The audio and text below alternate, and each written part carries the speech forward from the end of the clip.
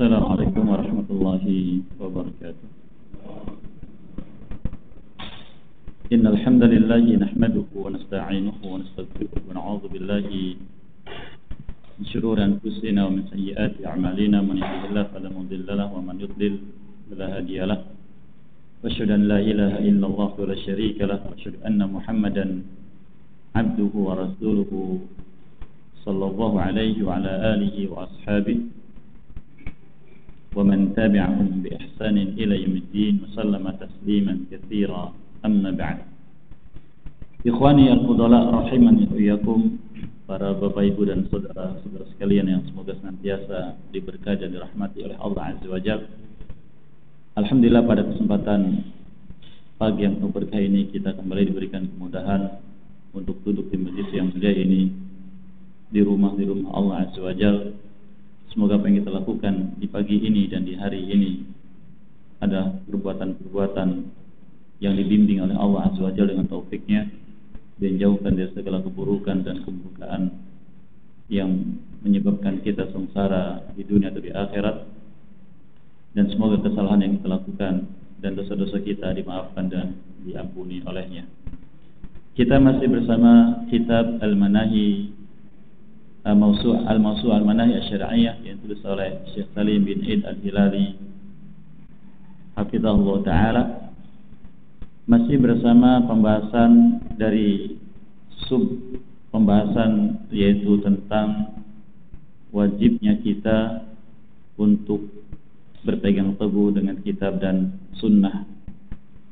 Di majlis yang lalu kita sudah mendapatkan faidah penjelasan, dan ini berlaku untuk segala permasalahan dalam hidup kita, yaitu bahwa kita harus mendasari setiap amal yang kita kerjakan dengan petunjuk kitab dan sunnah.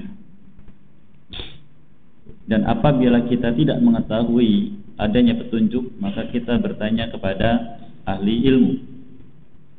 Maka sekecil apapun perbuatan kita yang kita lakukan, bila sesuai dengan petunjuk kitab dan sunnah, maka itu adalah kebaikan.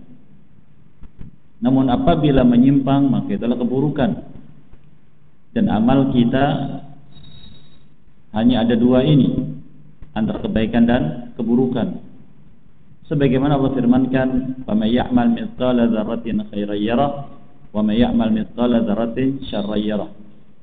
Barang siapa beramal kebaikan walau kadarnya paling kecil, dia akan melihatnya, yaitu melihat kebaikan tersebut dan balasannya. Dan barang siapa beramal keburukan walau kadar dengan yang paling kecil, maka dia akan melihatnya, wujud keburukan tersebut, dan akan melihat juga balasannya. Maka disinilah pentingnya kita untuk mengenal petunjuk tersebut, agar amal yang kita lakukan tidak sia-sia untuk kita sekalian dan bukan suatu kerugian. Dan jangan sampai kita tidak mengetahui hal tersebut. Jangan sampai. Kemudian kita akan berprasangka baik dengan amal kita, sehingga umumnya amal kita adalah prasangka. Ini kan maksudnya baik, ini kan niatnya baik, yang penting kan baik. Maka kita khawatir yang demikian itu masuk dalam apa yang Allah isyaratkan. Termasuk kita katakan, tapi kata fulan begini, tapi kata fulan begitu. Maka Allah Azza wa Jalla menyebutkan, seperti yang sudah kita lewati penjelasannya di surat Al-Jathiyah, "Tsumma ja'alnaka 'ala syari'atin minal amr fattabi'ha wa la tattabi' ahwa'al ladzina la ya'lamun." Kemudian kami menjadikanmu, wahai Muhammad alaihi wassalam, di atas syariat ini. Yang syariat ini berdasarkan amr itu wahyu, perintah dari Allah Azza wa Jalla. Ikuti syariat tersebut dan jangan kau ikuti hawa nafsu. Hawa nafsu yaitu pendapat, prasangka manusia. Siapa mereka? Orang yang tidak punya ilmu tentang perintah amal tersebut dalam syariat ini. Dan Allah firmankan, dan ini yang kita khawatirkan di surat Al-Kahfi,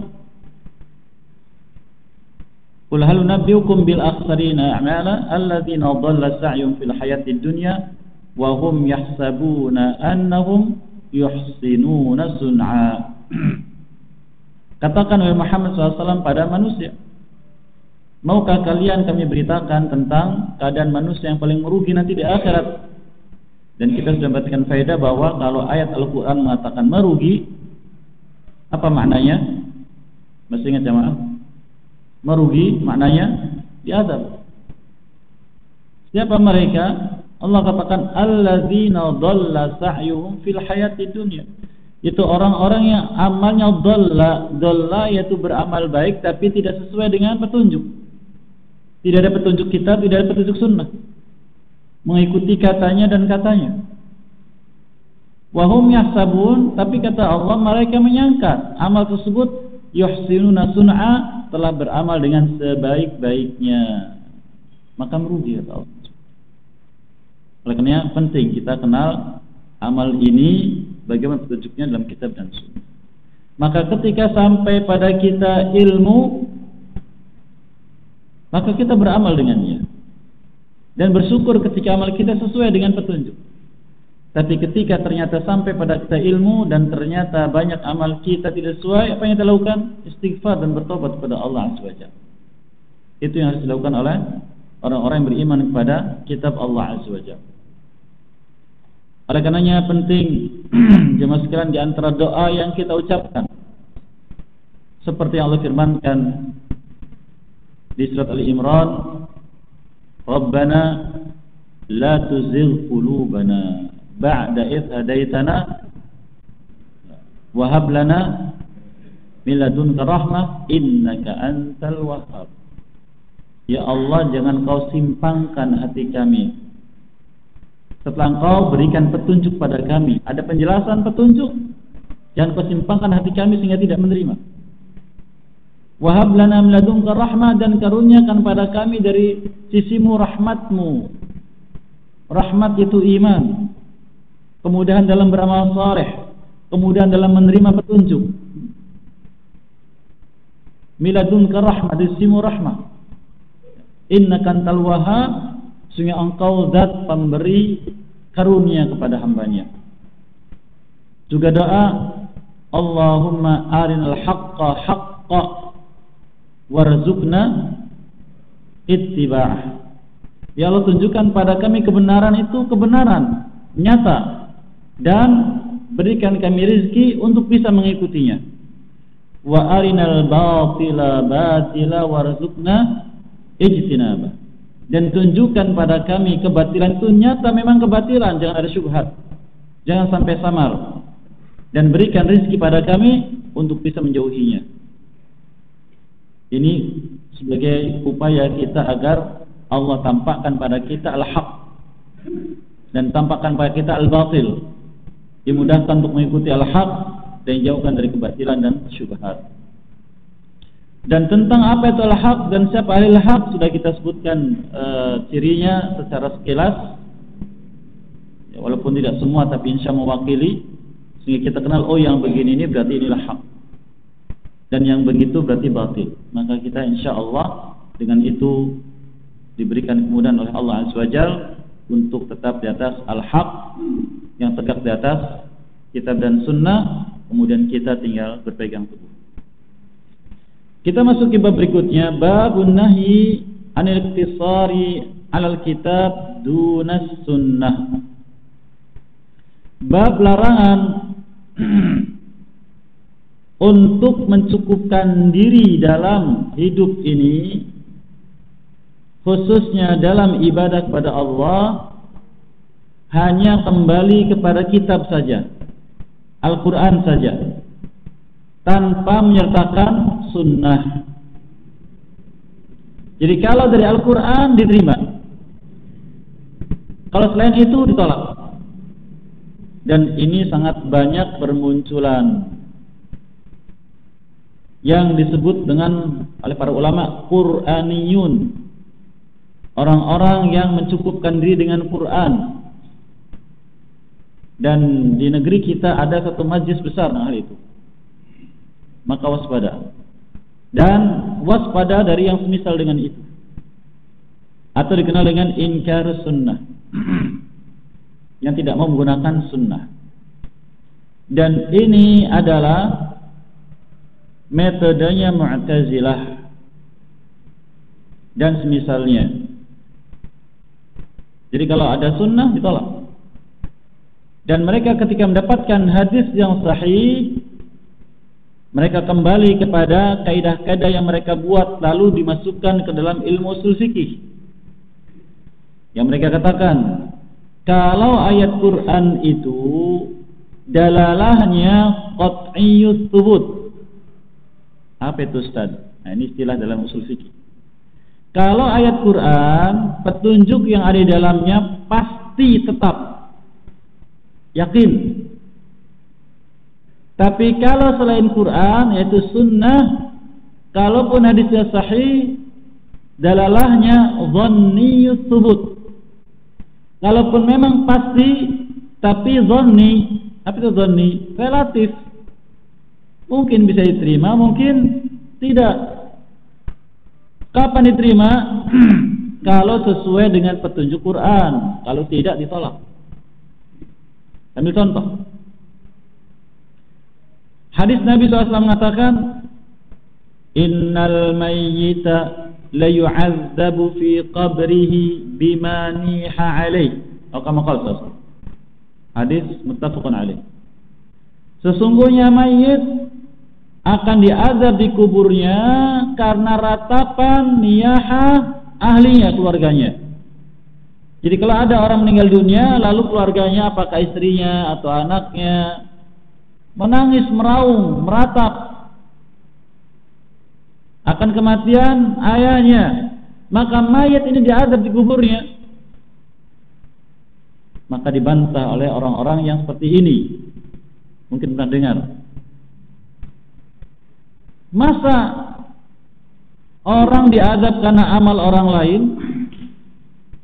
Ini bertentangan dengan ayat Quran. Allah firmankan, "Wala taziratu waziratu wizra ukhra." Seseorang tidak diazab, tidak menanggung dosa, perbuatan dosa yang dilakukan oleh orang lain, masing-masing. Ya. Ini dalil mereka. Maka hadis riwayat siapapun, walau Bukhari, walau Muslim, katanya kalau bertentangan dengan ayat ditolak. Pernah dengar itu? Nah, ini contohnya. Diperingatkan oleh para ulama kita. Oleh karenanya di majlis yang lalu sudah kita sebutkan bagaimana kita mengenal al-haq, yang bila bertentangan dengan ciri-ciri itu, maka pastikan ini batil, tinggalkan. Sehingga wasiat sebagian ulama, la taghtar bi kathrati man ittaba'al batil, fa innal haqqa la yu'rafu bil kathrah wa innama yu'rafu bil wahyi wa ma alaihi salafus salih. Jangan terpedaya oleh kebatilan karena banyaknya pengikut. Karena al-haq tidak dikenal dengan banyaknya pengikut, tetapi dikenal dengan dasarnya, yaitu kitab dan sunnah, dan apa yang sudah dipegang teguh oleh salaf terdahulu yang saleh. Baik, beliau katakan babun nahi, bab larangan. Sebagian sudah kita dapatkan faedah juga bahwa yang disebut dengan larangan akan suatu perbuatan, hal itu wajib kembali kepada kitab atau sunnah, dari kembali kepada wahyu. Karena barang siapa memerintahkan sesuatu, maka wajib menghadirkan dalil. Barang siapa melarang sesuatu, wajib dengan dalil. Karena Allah berfirman di surat Al-Jathiyah tadi, ayat yang ke-18, "Tsumma ja'alnaka 'ala syari'atin," yaitu syariat, minal amri, berdasarkan perintah. Al-amr dalam ilmu usul fikih ada dua macam. Al-amru lil ilzam, perintah untuk dilaksanakan, wal amru lit tarki, dan perintah untuk ditinggalkan. Yang pertama disebut dengan perintah, yang kedua disebut dengan larangan. Sama-sama amarnya. Nabi kita bersabda SAW dalam hadis muttafaqun alaih, man amila amalan umum, siapapun orangnya beramal amal apapun, umum keduanya, pelakunya dan perbuatannya umum. Man, barang siapa, siapapun, amila amalan, amalnya apapun dikerjakan, laisa alaihi, pada amal itu tidak ada dasarnya, tidak ada dasar, amruna, perintah Allah pada kami, baik perintah untuk dikerjakan atau perintah untuk ditinggalkan, fahuwa raddun, amal ini tertolak.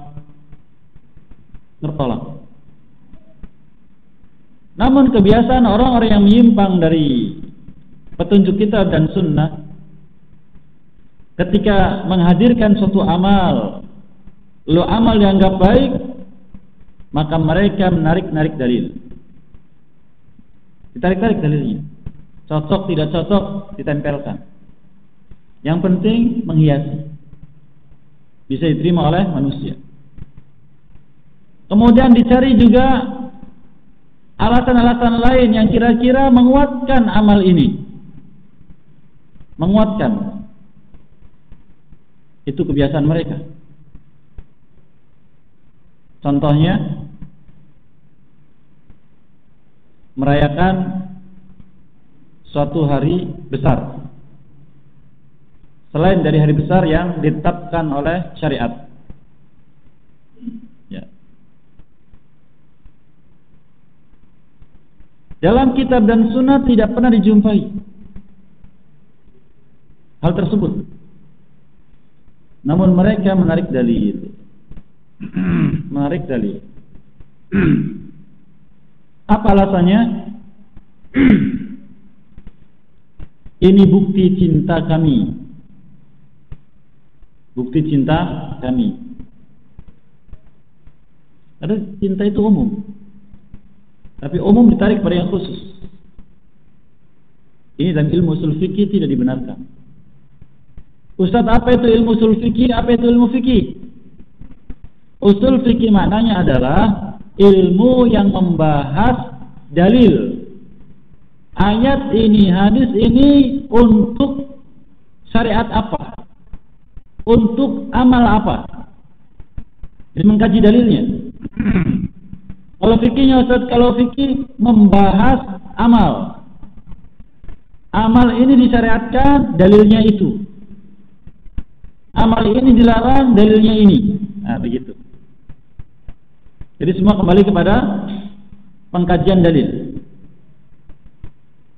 Dicari. Kemudian dicari-cari dalil-dalil lain yang menguatkan. Kan dalam acara itu ada amal ini kan disyariatkan, dalilnya ini. Nah, betul semuanya. Namun dalam ilmu usul fikih juga ada kaidah. Sebagaimana dalam ilmu fikih ada kaidah. Artinya kita dalam ilmu itu ada dalil, ada kaidah, ada batasan. Dalil yang menetapkan disyariatkannya amal, kaidah yang menjadikan suatu amal itu baik, batas yang membatasi antara ini boleh, ini tidak boleh. Nah, seorang alim harus paham ini. Maka silakan bicara apapun, tapi kaidah disepakati ulama. Ada kaidah singkat sekali. At-tabi' tabi'. Bisa hafal ya? At-tabi' tabi'. Ustaz, apa artinya itu Ustaz? At-tabi' itu artinya sesuatu yang mengikuti. Tabi' hukumnya mengikuti asalnya. Contohnya, suatu perkara asalnya haram, lalu disertakan penyerta yang lain dari amal, ini ada syariatnya tapi umum, maka hukumnya amal-amal itu ditempelkan ke masalah ini, ditetapkan, maka menjadi tidak disyariatkan sama dengan asalnya. Sama dengan asalnya. Saya ambil contoh. Bapak Ibu mendapati di rumah ada bangkai tikus, tapi mau dibuang tengah malam, takut atau malas, tapi dibiarkan, aromanya tidak sedap. Kira-kira apa yang dilakukan? Dibungkus, Ustaz. Dengan apa? Ya dengan pembungkus yang kira-kira kita tidak lagi mendapatkan aromanya. Dicari, tidak ada pembungkus apapun yang buruk, yang jelek. Kresek plastik tidak ada, kain serbet tidak ada, tapi kita terganggu dengan aromanya. Keluar rumah ada was-was. Bagaimana kira-kira Bapak Ibu? Hah? Gimana? Maka dicarilah kain di rumah, baju yang dianggap paling jelek tapi masih bagus. Ini aja lah, dibungkus. Alhamdulillah aromanya tidak tercium.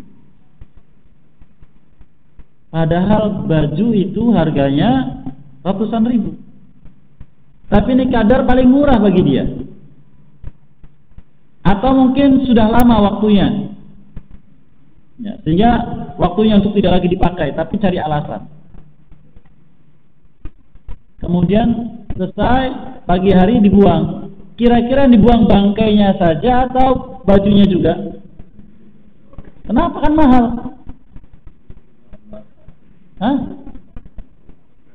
Nempel buruknya, ya kan? Maka itu kaidah at-tabi' yang ditempelkan itu mengikuti asalnya. Bisa dipahami Bapak Ibu? Ini pentingnya kaidah. Jadi silakan berdalil dengan apapun yang ditarik-tarik. Kaidah tidak bisa dibohongi. Karena kaidah itu disebutkan oleh para ulama merupakan sari dari dalil yang berlaku bagi seluruh masalah. Ada gambaran Bapak Ibu? Jadi kita dalam duduk di majelis ilmu itu harus bisa memunculkan kedewasaan dalam ilmu, sehingga kita beramal hati-hati. Karena kita ini, ya, bukan merendahkan, kita ini ketika sudah sadar bahwa pentingnya ilmu dalam amal kita, agar kita diterima oleh Allah Azza wa Jalla, diri kita dan amal kita masuk dalam dunia ilmu, walaupun yang sekedar duduk di majlis sepekan sekali, berarti kita sudah cinta ilmu, itu bagus. Maka kita ini masih siapa? Masih anak-anak. Tidak kenal apapun, maka harus bagaimana? Waspada, mengikuti siapa yang membimbing. Ya. Sehingga jangan kemudian, oh ini kan baik, tidak ada pilihan sendiri. Harus mengikuti pembimbing. Kalau tidak akan menyimpang. Maka seorang yang dibimbing harus bisa berpikir dewasa, harus belajar memahami pemahaman yang luas wawasannya. Dari siapa? Dari yang membimbing. Sehingga ketika dia keluar, dia punya catatan-catatan. Saya kalau berjalan itu di jalan harus mengambil trotoar, jangan kemudian turun ke bahu jalan, apalagi tengah jalan. Nah, begitu diingat-ingat peringatan-peringatannya. Sehingga anak kecil usia 4 tahun 5 tahun TK, kalau dia sedang berjalan sendirian, ada klakson, dia minggir, ada suara motor, dia minggir. Kenapa begitu? Ingat panduan dalam berjalan. Begitu kita. Jangan kemudian kata fulan boleh, kata fulan begini, jangan. Tapi ada dasar-dasar untuk berjalan dan adab-adab, panduan-panduan ketika berjalan, seperti itu. Baik, barakallahu fikum. Kita lanjutkan babun nahi, bab tentang larangan. Jadi kalau ada orang mengatakan dilarang, diperintahkan, dianjurkan, maka apa konsekuensinya? Orang itu wajib menghadirkan dalil. Dan dalil dari kitab dan dari sunnah. Tidak boleh dari ucapan orang. Tidak boleh dari ucapan orang. Dan juga tidak dari kaidah yang dibikin tadi. Kembali kepada kitab dan sunnah. Oleh karenanya kita dalam menilai suatu masalah boleh atau tidak, lihat dasarnya. Dan ulama sepakat dasar dalam ilmu fikih untuk beramal ada 3. Kitab, sunnah, dan satunya apa? Ijma'. Kesepakatan, bukan ijtihad, bukan. Ijma', bukan ijtihad. Teman kita setelah mengaji di tempat lain bertemu dengan kita salam assalamualaikum, dia lihat buang muka tidak jawab salam. Itu ijma' atau ijtihad dari ulama terdahulu? Ijtihad, maka tidak boleh diamalkan. Harus kembali kepada salah satu dari 3 dasar ini. Ayat Quran atau hadis yang sahih atau ijma'. Maka orang yang berijtihadnya dapat pahala kalaupun keliru. Tapi yang mengamalkannya nanti dulu, nama ijtihad. Contoh ijtihad itu adalah fatwa. Itu ijtihad namanya. Baik, kita kembali. Bab larangan dari al-iktisar, mencukupkan diri, membatasi diri dengan petunjuk kitab saja tanpa sunnah dari Nabi Sallallahu Alaihi Wasallam. Ustaz, kenapa sunnah ini dibawa-bawa? Padahal kan asalnya adalah Al-Quran. Sebagaimana juga Nabi kita Sallallahu Alaihi Wasallam, beliau diutus oleh Allah Azza wa Jalla menyampaikan Al-Quran, maka cukuplah kepada asalnya. Ya, cukup kepada asalnya. Tidak. Kenapa kembali juga kepada sunnah? Karena demikianlah Nabi kita sallallahu alaihi wasallam menyebutkan. Sebagaimana yang hal itu Allah Azza wa Jalla sebutkan di dalam firman-Nya di surat Al-Ahzab. Allah menyebutkan ketika menyebutkan wasiat kepada istri-istri Nabi sallallahu alaihi wasallam di surat Al-Ahzab, Allah menyebutkan ayat 34. Wadhkurna ma yutla fi buyutikunna min ayatillah wal hikmah. Innallaha kana latifan khabira. Wahai istri Nabi SAW, ingatlah selalu apa yang dibacakan kepada kalian di rumah-rumah kalian. Apa yang dibacakan? Min ayatillah, dari ayat-ayat Allah. 1. Wal hikmah, setara. Apa itu hikmah? Apa itu hikmah? Nabi SAW datang ke rumah istri beliau, rumah beliau dan di sana ada istrinya, dibacakan ayat Allah, kemudian apa itu? Ucapan beliau. Sehingga ulama tafsir mengatakan hikmah di sini adalah sabda-sabda Nabi Sallallahu Alaihi Wasallam, dan itu disebut adalah sunnah. Sehingga dari sinilah ulama mengatakan bila Allah menyebutkan ayat-ayatnya atau kitabnya dalam kitabnya kemudian disertakan wal hikmah, itu adalah apa jemaah? Sunnah. Contoh lain, silakan buka surat Al-Jumu'ah. Allah firmankan di ayat yang kedua, wa yu'allimuhumul kitaba wal hikmah, dan Rasul ini SAW mengajari pada umatnya Alkitab dan hikmah. Apa hikmah? Sunnah beliau. Sunnah beliau. Bisa dipahami jamaah? Seperti itu. Nah, ini metode kita dalam memahami ayat Quran. Karena dari sanalah akan kita dapati bagaimana kita dalam menjalani petunjuk dalam agama ini. Baik, kita kembali ke kitab. Lalu penulis Hafiz Ta'ala membawakan satu riwayat yang diriwayatkan oleh Imam Abu Dawud dan yang lainnya, dan hadis ini sahih dengan banyak jalannya. Beliau mengatakan Anil Miqdam bin Ma'di Karib Al-Kindi radhiyallahu ta'ala anhu qala qala Rasulullah sallallahu alaihi wasallam ala inni utitul kitaba wa mithlahu ma'ah ala yushiku rajulun syab'an ala arikatihi yaqulu alaikum bihadzal Qur'an wa ma wajadtum fihi min halalin fahalluh wa ma wajadtum fihi min haramin faharrimuh ala la yahillu lakum al-himar al-ahli wala kullu dhinabin min as-siba' wala luqatati mu'ahad illa an yastaghni anha sahibuha wa man nazala biqaumin fa'alayhim an yukirruhu fa in lam yukirruhu falahu an ya'qibahum bimithli qarah. Kata beliau, ala, sudah kita dapatkan faedah bahwa apabila ayat atau hadis diawali dengan lafaz ini, ala, apa maknanya? Faedahnya berarti dalil ini penting isinya.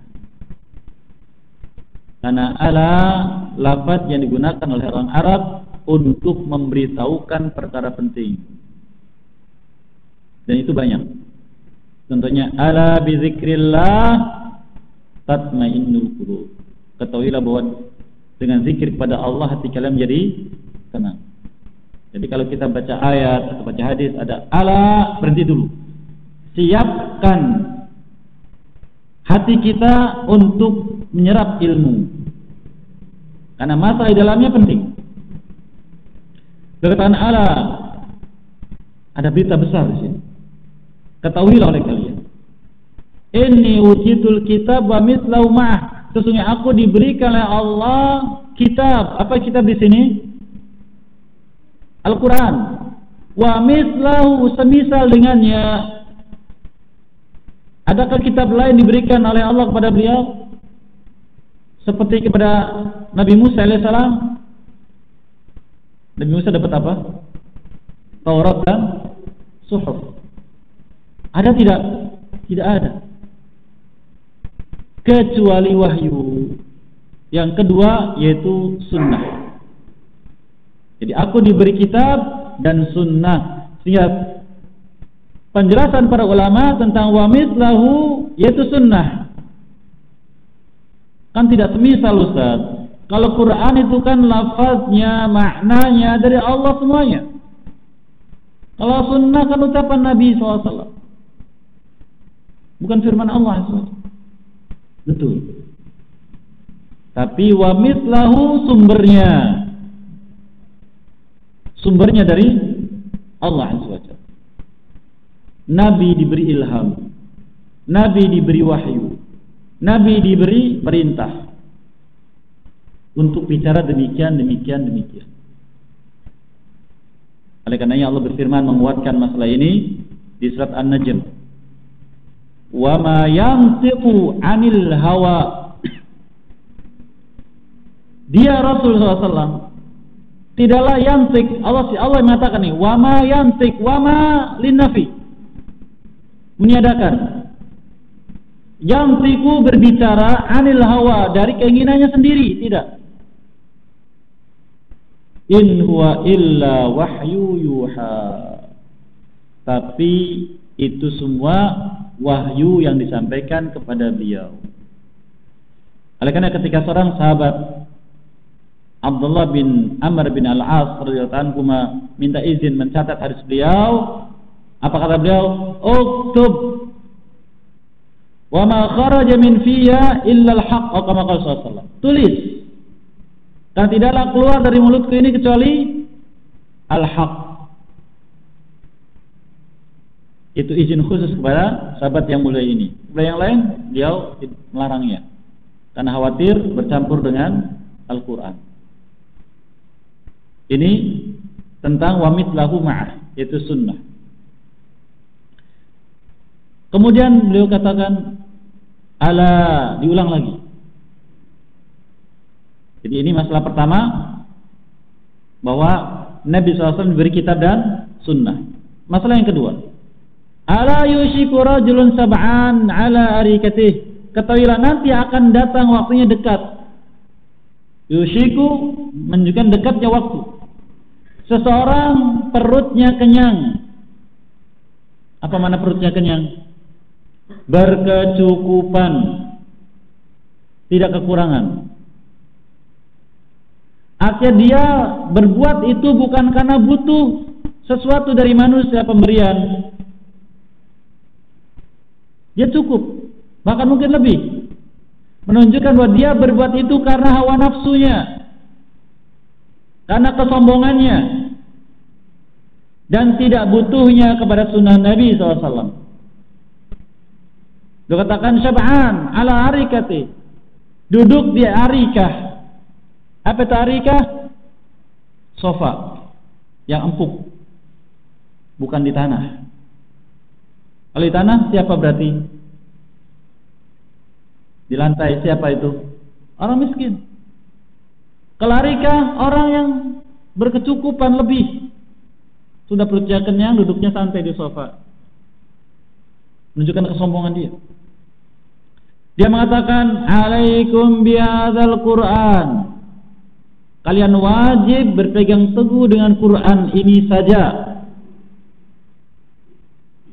Fama wajadtum fi min halalin halu, dan apa yang kalian dapatkan dari apa yang halal di dalam Quran, maka halalkan.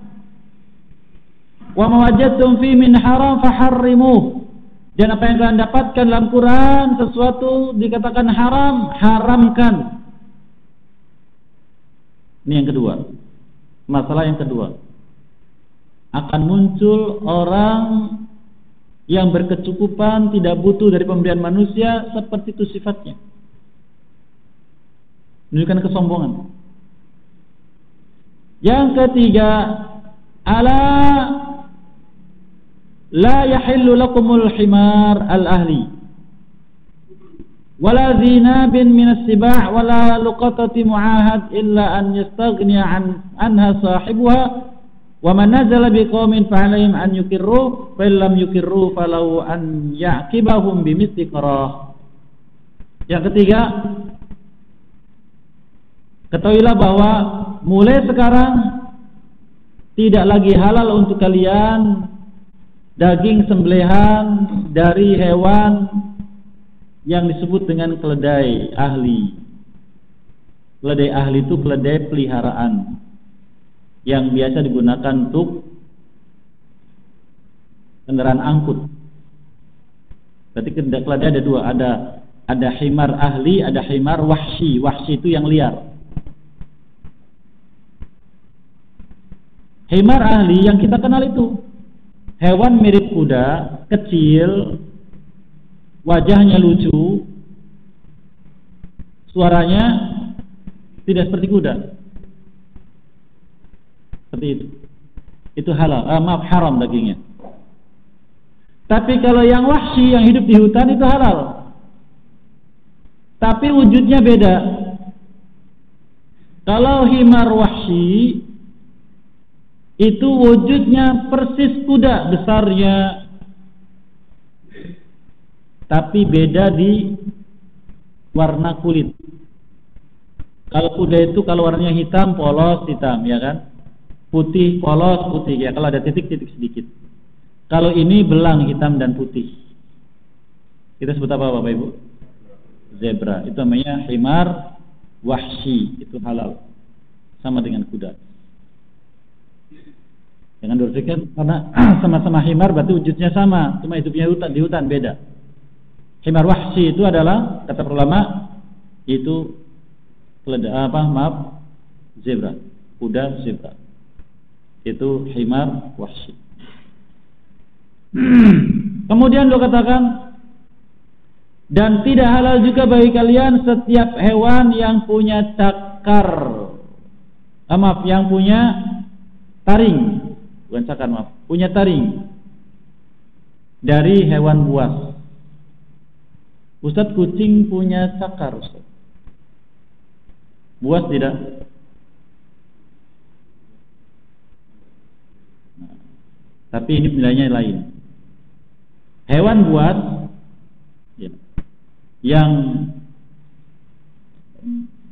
memangsa daging, bercakar, cakarnya untuk memangsa, itu masuk lama di sini. Kemudian yang ketiga, wala luqatata muahad, dan tidak juga luqatah. Luqatah itu barang hilang. Barang hilang. Apakah ada di jalan, dompet, atau ada kucing biasanya kan? Kucing angora lepas dari majikannya atau apapun. Walaupun milik muahad. Kalau muslim mungkin kita apa? Ya, muslim tidak boleh. Ini katakan lebih muahad. Apa itu muahad? Non muslim yang punya perjanjian perlindungan dengan orang muslim. Apakah diberi suaka oleh pemerintah, dapat visa di sini untuk masuk tinggal di sini? Sebelumnya diberi apa itu? Kartu izin tinggal sementara, kitas, atau memang tamunya tetangga kita, ya dia menjamin perlindungan dan semisalnya, maka tidak boleh. Nah, di sini barangkali pentingnya tentang barang temuan itu bukan milik kita, jangan diambil, walaupun punya non muslim. Kecuali memang pemiliknya tidak butuh. Sudah ketemu, oh ada namanya nih fulan, atau fulan disampaikan, ini punya Anda? Iya, punya saya. Ini saya temukan, oh ambil saja. Nah berarti dia tidak butuh, baru menjadi milik kita, boleh. Kemudian beliau katakan, maka barang siapa melewati atau singgah suatu kaum, maka hendaklah yukirru, datang bertamu, minimalnya permisi. Jadi kalau kita lewat,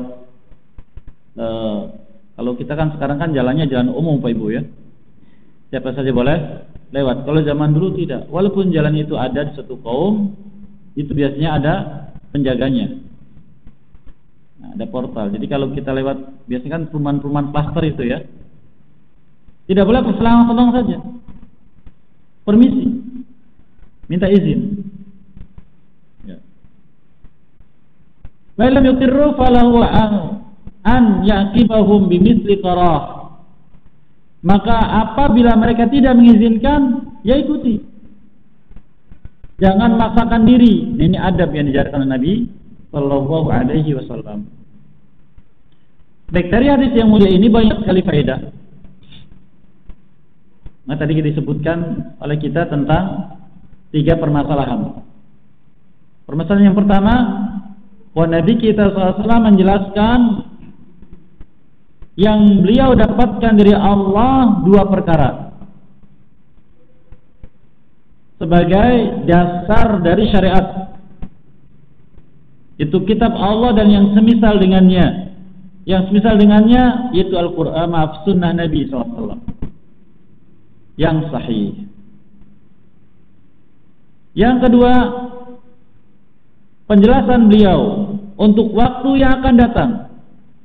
Lafadznya yushiku, sudah dekat waktunya, sudah dekat masanya. Kata para ulama, lafaz semacam ini sebagai penjelasan, itulah bukti kebenaran beliau. Ini sebagai bentuk mukjizat beliau.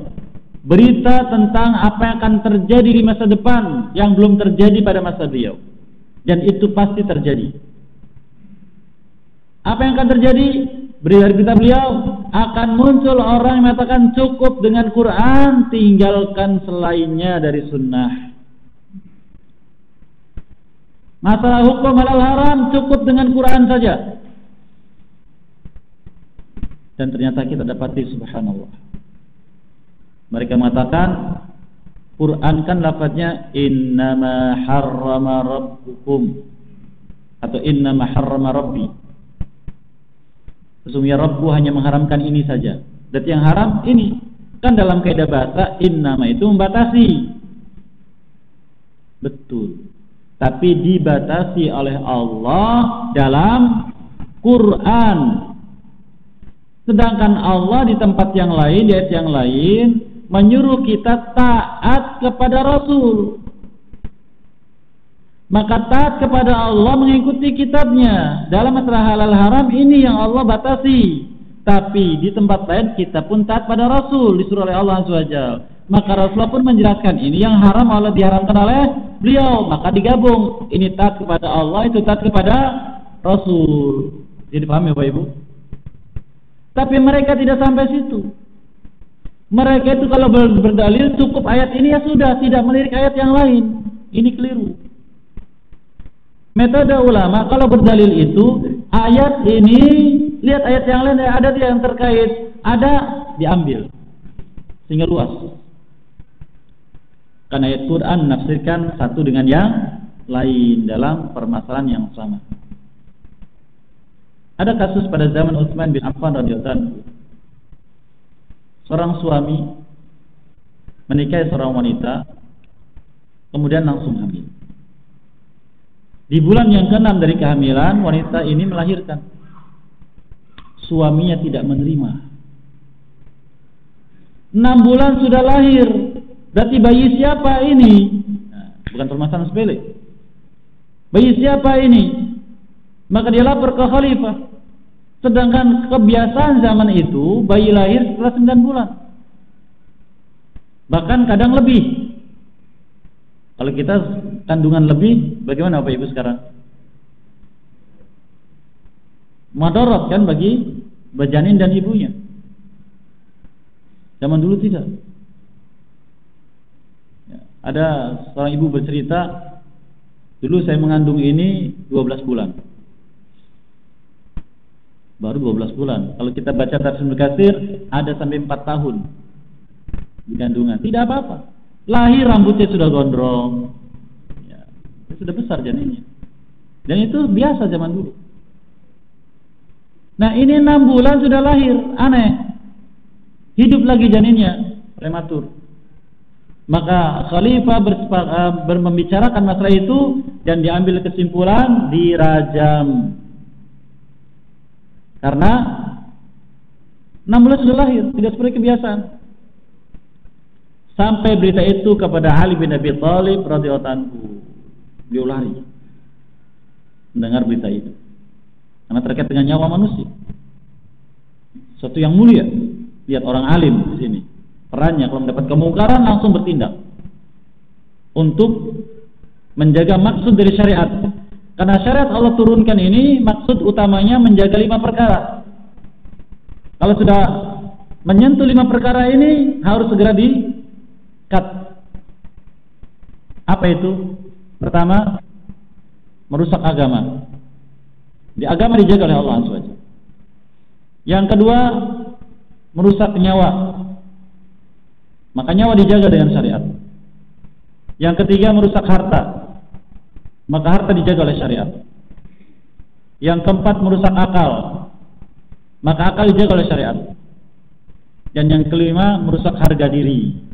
Baik nama baik atau kehormatan wanita, rahimnya.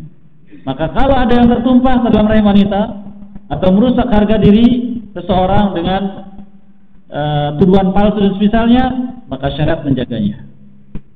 Maka siapapun yang melakukan perbuatan bertentangan dengan 5 perkara ini, dia berhadapan dengan hukum. Maka Ali bin Abi Thalib radhiyallahu menunggu, tunggu, jangan dulu dirajam.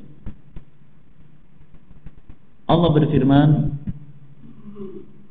wa hamluhu wa fisaluhu 30 syahra, di surat Al-Ahqaf. Wanita ketika dia mengandung sampai menyapih, itu total waktu yang dibutuhkan 30 bulan. Ini metode ulama dalam mengambil dalil dari suatu masalah. Wanita ketika hamil sampai melahirkan butuh waktu berapa? 30 bulan. Tapi di ayat lain di surat Luqman, wa fisaluhu fi amain, ibumu ketika menyusuimu sampai menyapimu itu butuh waktu 2 tahun. 2 tahun berapa bulan? 24, maka 30 bulan dikurangi 24 berapa? 6 bulan. Berarti kalau bayi dikandung 6 bulan lahir, hidup. Ini dalilnya 2 ayat ini. Maka terbebas. Karena memang kenyataannya wanita ini tidak zina. Subhanallah. Itu metode siapa? Salaf kita dahulu dalam menimbang suatu masalah. Itu ayat dicari ayat yang lain. Tidak, oh ini kan ayatnya bicara begini, ya sudah begini. Itulah yang diisyaratkan Nabi kita SAW. Maka waspada dari orang-orang seperti itu. Cari ayat yang lain. Oleh karenanya mengambil petunjuk Quran tidak cukup kita hafal Quran, tapi harus paham metode mengambil dalil dari Quran, dan itu ada ilmunya tersendiri. Ada metode sendiri, ada kaidah-kaidahnya, butuh ilmu. Maka tidak setiap orang berbahasa Arab dia bisa syariat seperti itu. Baik, kemudian Allah berfirman juga di surat Al-Hasyr, wa ma atakumur rasulu fakhudhuhu, apa yang Rasul ini membawa perintah, ambil. Wa ma nahakum anhu fantahu, dan apa yang dia larang, tinggalkan. Nah, ini yang menjelaskan. Jadi juga kembali kepada siapa? Kepada Rasulullah sallallahu alaihi wasallam.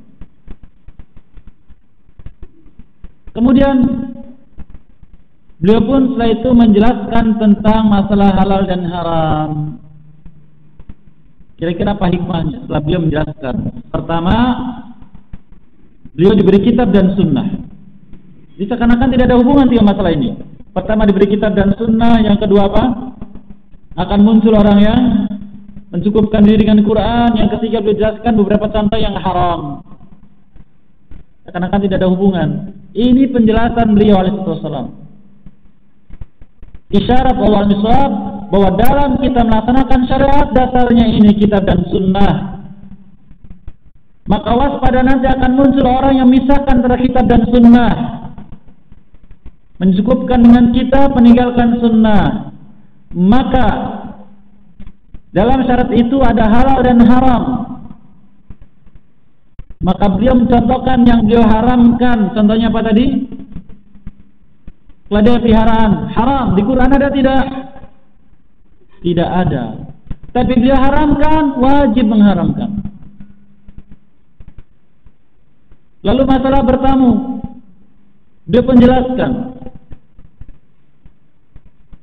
Nah, ini gambaran. Oleh karena ya sekalian, rahimani wa iyyakum, maka penting bagi kita sekalian di sini agar kita dalam beragama harus berhati-hati.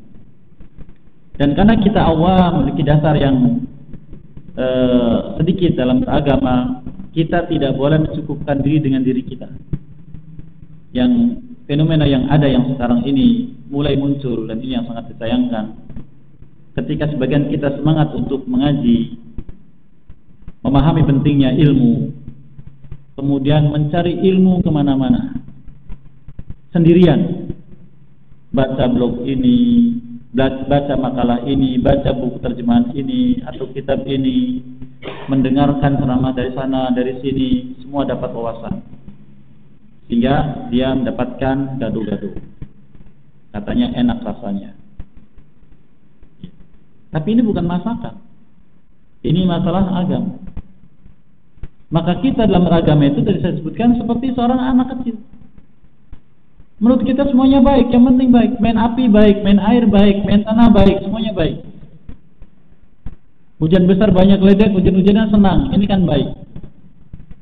Tidak tahu bahaya, tidak tahu keburukan.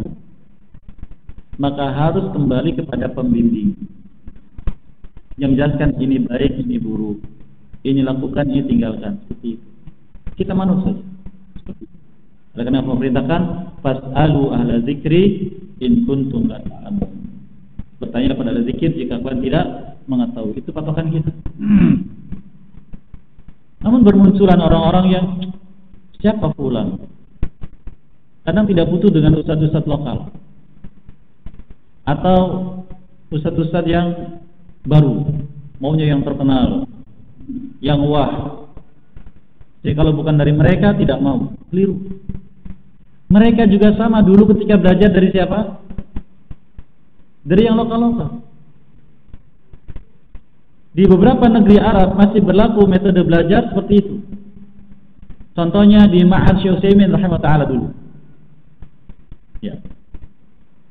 Ketika dari sini datang ke sana mau belajar, tidak langsung ke Syekh, tidak. Ketika dites, oh kemampuan segini, kamu belajar nahwu ke Syekh itu, belajar fikih ke Syekh ini, belajar tauhid ke Syekh itu, dibagi dulu. Sudah punya kemampuan dasarnya, silakan duduk di majelis ini baru langsung. Itu di mana-mana begitu. Bukan berarti mereka itu kemampuannya rendah, bukan. Bukan kemampuannya luar biasa, tapi metode kita zaman dulu itu orang yang berilmu itu akan mengikuti petunjuk gurunya. Saya harus bagaimana? Kalau sudah dapat rekomendasi silakan kamu keluar pergi untuk berdakwah, baru mereka keluar. Kalau sekarang tidak, lepas apa adanya sehingga banyak orang bicara sesukanya, tidak kembali kepada rambu-rambu yang sudah ditetapkan oleh syariat yang dijelaskan oleh para ulama kita, sehingga perlu waspada. Ya, perlu waspada agar kita tidak menyimpang, tapi kita merasa ini kan baik. Ya, belajar ilmunya sendiri. Jangan, tetap harus ada bimbingan. Silakan dengarkan. Selama orang yang kita kenal, silakan baca. Sama tulisannya bagus. Tapi kalau ada hal-hal yang rancu, silakan tanyakan kepada ahli ilmu yang kita dekat dengannya, yang kita duduk di majelisnya, untuk menjaga keselamatan kita dari penyimpangan. Baik, saya kira itu faedah yang bisa kita ambil di pagi yang penuh berkah ini. Semoga apa yang baik diberkahi dan dimudahkan untuk bisa mengamalkannya, dan apa yang belum memaafkan dan diampuni dosa sekalian. Barang siapa atau barangkali ada yang ingin menyampaikan sesuatu, maka dipersilakan. Silakan.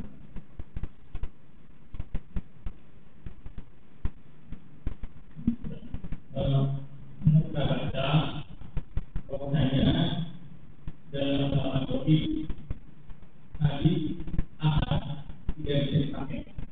Kalau itu dipakai, hanya memakai pesawat saja. Maka itu berlinya hak kedaulatan. Baik, barakallahu fikum. Sekarang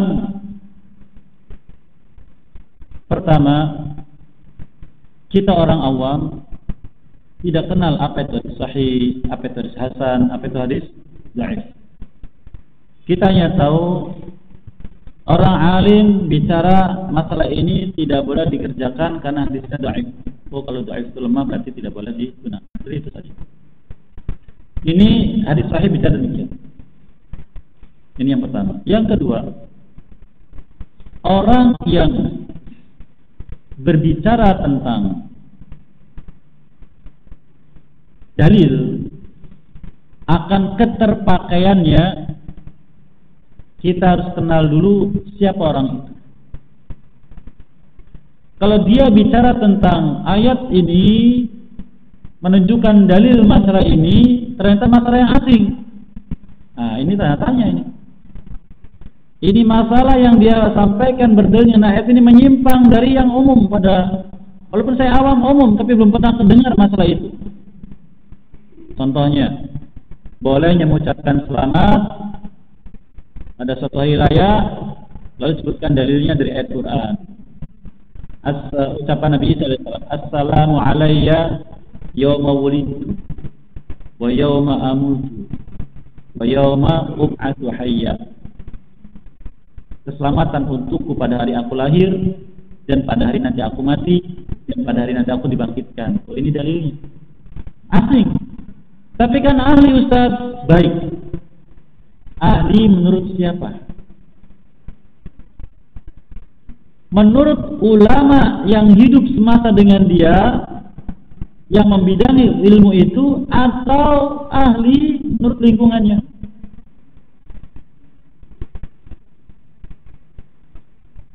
Kemudian ahli dalam satu bidang ilmu, ketika sudah bicara tentang hukum, maka dia dikenal tidak dalam hukum tersebut. Kalau tidak, ya tidak bisa dipakai. Ya tidak bisa dipakai. Oleh karenanya kalau kita lihat dalam ilmu hadis, ulama-ulama tafsir banyak yang tidak dipakai riwayatnya oleh ulama hadis. Contohnya kita sering dengar mungkin dalam pelajaran tafsir ada orang ahli tafsir terkenal zaman dulu, ulama kita, Al-Imam As-Suddi. Beliau dalam tafsir dipakai, tapi dalam riwayat hadis nanti dulu. Harus ada penguat. Demikian. Yang kedua, yang ketiga, setelah kita kenal orang itu, oh memang dia alim. Keilmuannya bagaimana? Dia ini cenderungnya kemana? Berkumpul dengan siapa? Nah, seperti itu. Karena yang ma'ruf di kalangan ulama, hadis ini asalnya dua, sahih dan dhaif. Kemudian ternyata dhaif ketika dipecah, diteliti, beraneka ragam. Ada dhaif yang sangat parah. Ini kita lepas dari arsu ya, lepas. Dhaif sangat parah. Apa makna sangat parah itu? Periwayatnya orang-orang yang tidak dianggap riwayatnya. Ada yang dhaifnya sedang bercampur, ada yang parah periwayatnya, ada yang lumayan, ada yang biasa. Ada yang oh ini memang riwayatnya orang-orangnya lemah, tapi orangnya soleh, orangnya tidak dikenal menyengaja untuk begini-begini, tidak dikenal berbuat maksiat, nah, maka ringan.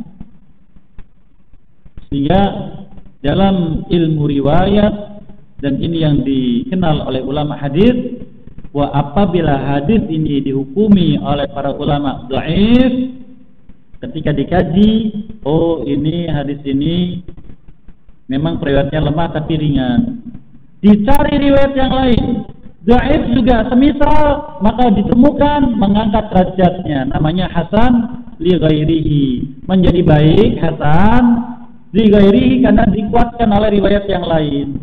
Atau ada hadis sahih yang semakna, maka menjadi kuat, namanya hasan li ghairihi, asalnya dhaif. Maka mereka umum mengatakan hadis yang hasan, hadis yang boleh dijadikan sebagai dasar hukum, baik lizatihi wujud aslinya, atau hasan oleh dikuatkan oleh yang lain. Maka yang mengatakan tidak boleh jadi dasar hukum, ini keterangan dari mana?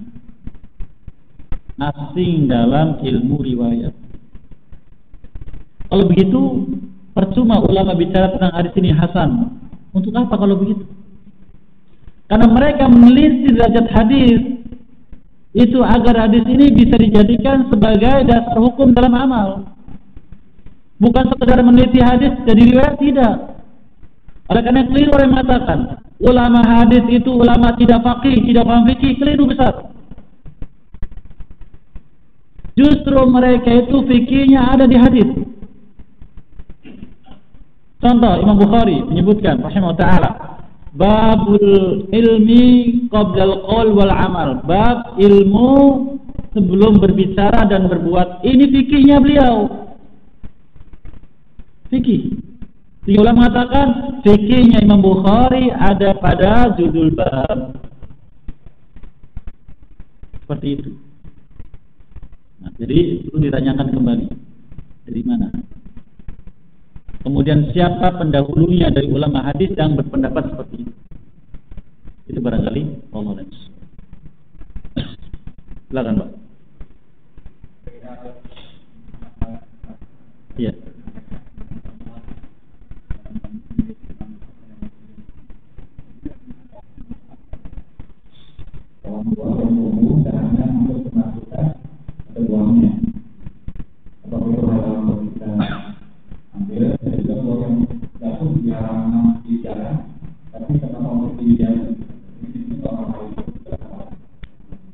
Baik, barakallahu fikum. Tentang masalah ini memang banyak pendapat. Tapi tentang masalah harta, makanan masuk kategori harta, maka sikap seorang muslim harus wara'. Apa itu wara'? Menahan diri dari yang tidak halal, menjauhkan diri dari yang haram dan syubhat. Wara'. Kata Nabi SAW, wa inna khaira dinikum al-wara'. Sesungguhnya agama yang terbaik pada kalian adalah wara'. Maknanya kalau seorang sudah bisa sampai pada sifat wara', dia sudah sampai pada kebaikan agamanya. Tentang masalah ini, ada pohon di dalam pagar rumah. Berarti milik siapa? Ya milik pemilik rumah itu, selesai. Berarti buah yang menggantung ya buah pohon itu. Jadi dengan buah yang dipasar, ya kan? Atau diselokan tanpa pemilik. Kalau masih menggantung ya pemilik rumah itu. Kalau kita perlu, silakan. Permisi. Maka fayukirru, bertamu padanya. Pak, ini boleh diambil? Oh silakan. Maka boleh. Oh jangan, tidak boleh. Tapi ada hadis Ustaz, dan siapa menanam tanaman kemudian diambil oleh orang, berilah sedekah baginya. Iya, sedekah bagi dia. Bagi yang mengambilnya bagaimana? Harus tentang harta itu harus birti bin nafsi, yaitu dengan kelapangan hati yang memilikinya. Yang kedua, yang jatuh asalnya memang milik pemilik pohonnya. Jatuhnya dekat pohon itu berarti milik pemilik pohon itu asalnya. Minta izin lebih baik. Tapi sebagian mengatakan kembali pada kaidah al-'adatu muhakkamah. Kebiasaan di suatu kaum itu menjadi hukum. Contohnya di sini, kalau ada buah dari pohonnya jatuh, ada orang lewat mengambil, diteriaki tidak? Jangan diambil, itu buah pohon ini milik saya. Begitu tidak? Tidak, berarti itu hukumnya muhakkam ma'zun, itu diizinkan. Tapi kalau masih di pohon bagaimana?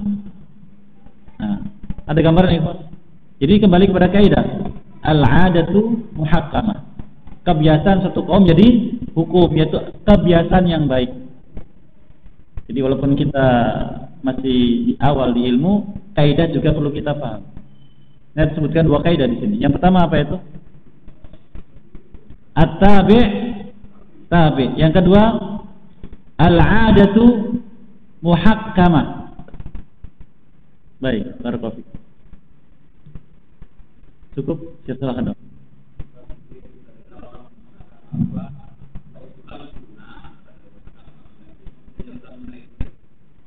Baik.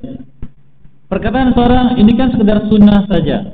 Sudah kita jelaskan di majelis sebelumnya. Pembahasan kita tentang sunnah di sini bukan sunnah dalam masalah hukum amal, tapi sunnah dalam dasar syariat. Ini yang pertama. Contohnya, sunnah Nabi adalah melaksanakan sholat 5 waktu berjamaah. Jadi apa maknanya? Oh, berarti sholat 5 waktu itu sunnah ya? Betul, sunnah. Sunnah Nabi. Berarti boleh tidak dikerjakan? Nah, berdosa.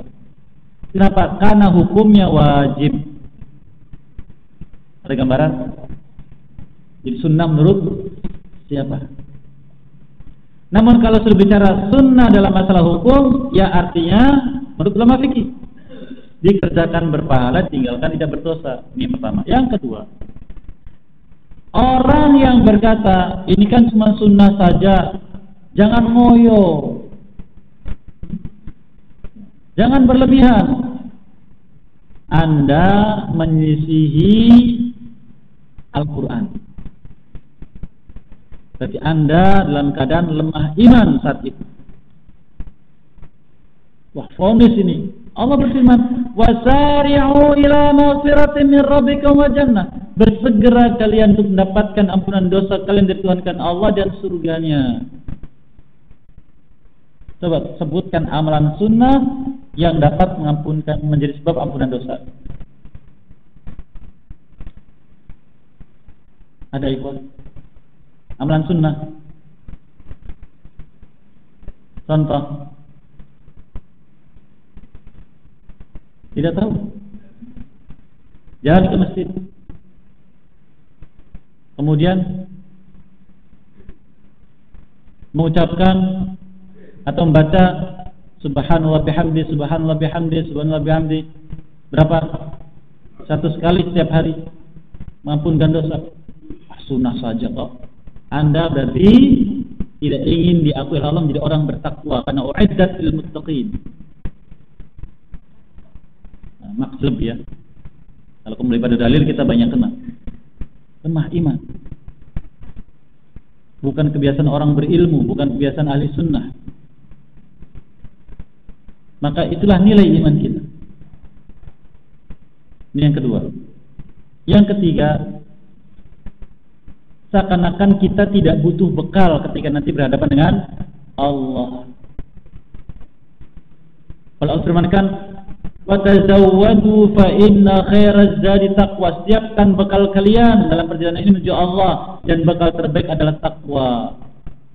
Dan takwa itu tadi di surat Al-Imran, bersegera beramal untuk mendapatkan ampunan dosa dan surga Allah SWT. Yang ketiga, Anda berkata begitu berarti Anda tidak ingin dicintai oleh Allah. Allah berfirman dalam diskusi, Nabi kita bersabda meriwayatkan dari Allah SWT, yang maknanya, apabila hambaku mendekatkan diri kepadaku, tidak ada yang lebih aku sukai dari amalnya itu kecuali yang aku wajibkan kepadanya. Dan bila hambaku terus mendekatkan diri padaku dengan yang sunnah sampai aku mencintainya. Bisa dipahami hadis ini? Jadi amalan sunnah yang wajib itu mendatangkan cintanya Allah pada pelakunya. Anda butuh tidak dicintai Allah? Tidak butuh. Ya pantas seperti itu. Kita semua butuh. Ada gambaran? Barakallahu fikum. Saya kata demikian. Apa yang bisa diberkahi dan dimudahkan bisa mengamalkannya, apa yang bisa dimaafkan dan kesalahan. Wallahu waliyudzalika al-qadir alaihi wa Muhammadin wa ala alihi wa sahbihi ajmain. Da'wana alhamdulillah alamin. Assalamualaikum warahmatullahi wabarakatuh.